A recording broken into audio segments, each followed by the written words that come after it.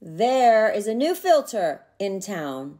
And no, this is not the filter. This is the makeup I just filmed for you to recreate that filter. We don't need filters. Let me show you what it actually looks like. Hold on a sec.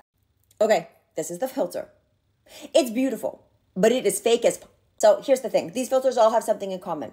This is really deep contoured and lifted. This area is kept bright and light. The focus is on the eyes. It's that fox eye lift. You get that through the brows. You get that through angling everything up. And then a nude lipstick, but a nude lipstick that's bright enough. Let's go back to the non-fake look that I just filmed for you. 1 second.